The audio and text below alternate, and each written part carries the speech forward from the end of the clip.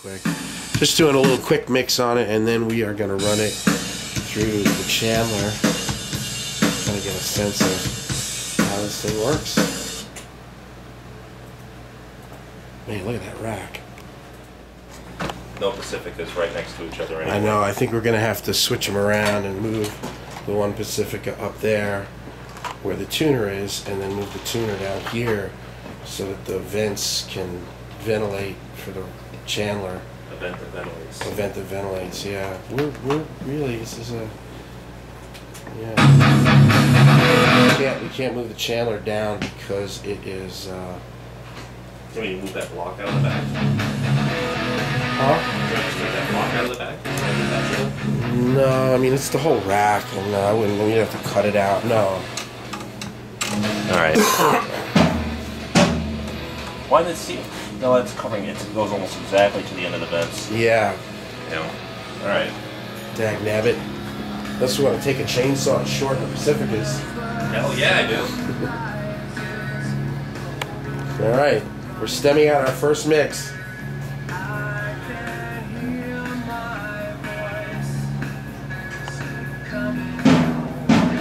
The V's are moving.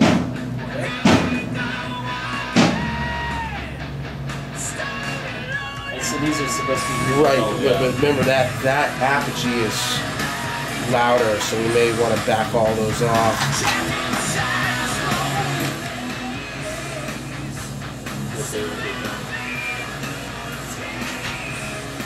What are we coming back into? Just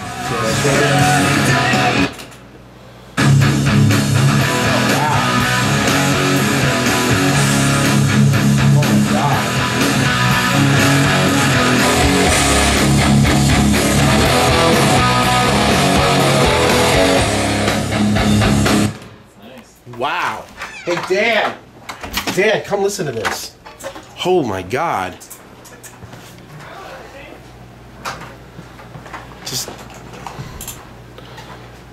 Just hit play real quick. Right. Listen to this. This is just going through it.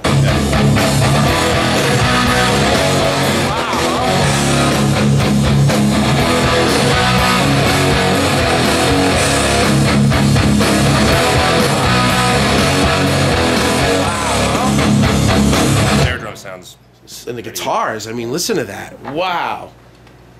That is a huge difference. And that's just a little like 30-minute mix. Just I didn't want to go off the original mix because it had so many you know, this is just plugins only, just a simple so that's what's it Chandler in and then we're using the nail and hammer? Yeah. And we just gave it a little bit of top end. And a little bit of bump with parallel compression. So this is Chandler.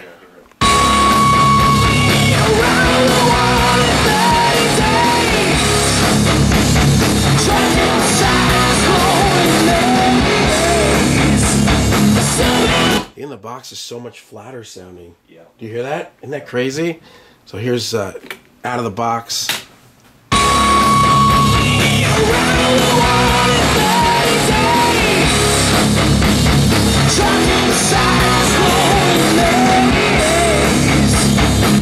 Yeah, it's nice.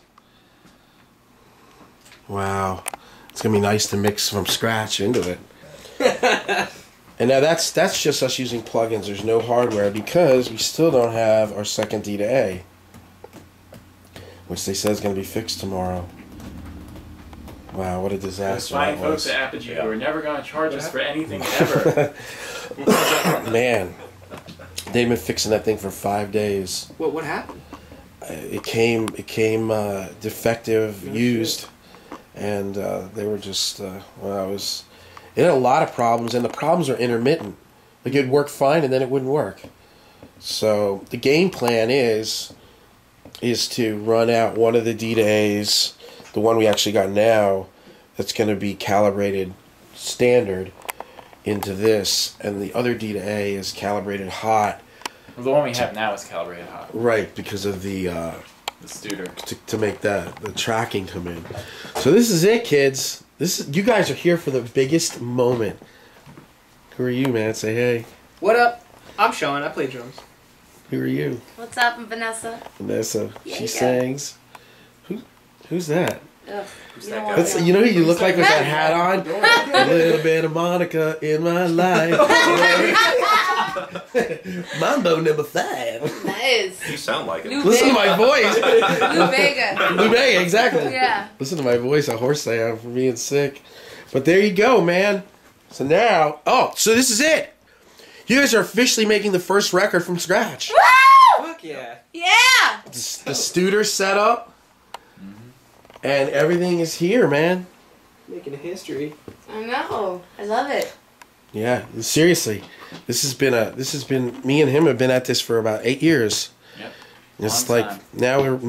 now I think we're rocking, man. Look at that. I love that Chandler, man. That thing just sounds like that's got It some sounds almost as good as it looks. it's got some ass on it, man. So here is In the Box.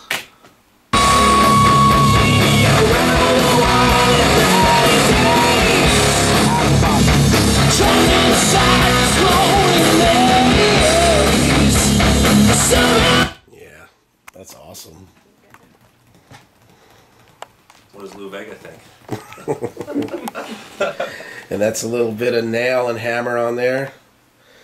This is going to be fun, man. It's going to be great now doing records from scratch with all the gear, knowing what it sounds like. So, as we're tracking, you know, things have more depth now, more weight, more low end. You don't have to track with as much low end. There's all kinds of things we can start to kind of dial in as we get accustomed to the way this all works. And that's obviously that's a mix with all just plugins, no hardware. We just wanted to fire something up quick to hear it. But there you go. This is a big debate on gear slots. There's a lot of people that are like out of the box, meaning they're summing all these tracks through some hardware instead of just in a computer. Okay. And there's some people that really believe that it makes a big difference, and there's some people that think that it doesn't make a difference. So.